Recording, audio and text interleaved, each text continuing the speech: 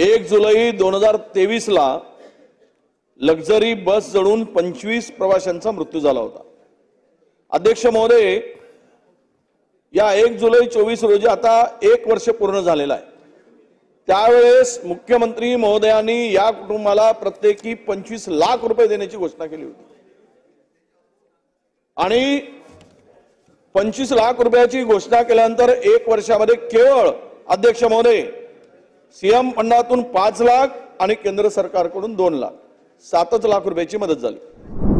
देवेंद्र फडणवीस साहेबांनी घोषणा केली 1 वर्षापूर्वी की 25 लाख रुपये प्रत्येक कुटुंबाला देण्यात येईल। असे 25 कुटुंबांना पैसे देणार होते। 1 वर्ष झालं त्याचं नाही। आता 4 दिवसापूर्वी जेव्हा 1 वर्ष झालं 30 तारखेला वर्ध्याचे खासदार आणि ते सर्व परिवारातील लोक उपोषणाला बसले दिवसभर वर्ध्याला आणि त्यांनी हीच मागणी केली की लवकरात लवकर पैसे द्या। अध्यक्ष महोदय एका कुटुंब त्या सर्व कुटुंबातील लोकांनी एकत्र येऊन शेवटी असं सांगितलं की शासनाने दिलेलं आश्वासन, देवेंद्र फडणवीस यांनी दिलेलं आश्वासन जर पाळायचं नसेल तर फक्त उपमुख्यमंत्र्यांनी एकच येऊन सांगावं की मी जे आश्वासन दिलं होतं ते मी पूर्ण करू शकत नाही, आमचं समाधान होईल, आम्हाला 25 लाख रुपये नको, अशा पद्धतीची भावना सुद्धा त्या कुटुंबियांनी व्यक्त केली।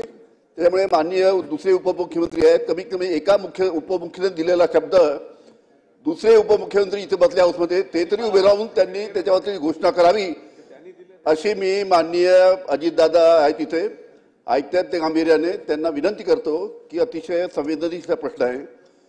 एका मुख्यमंत्री नंबर 2नी हा विषय तिथे आश्वासन दिलं आहे, उपमुख्यमंत्री नंबर 3नी कमीत कमी त्याची पूर्तता करावी अशी मी माननीय अजितदादांना विनंती करतो। तिसरा उपमुख्यमंत्री तिसरा कोण होता? 1 2 तुम्ही 3 म्हणालात।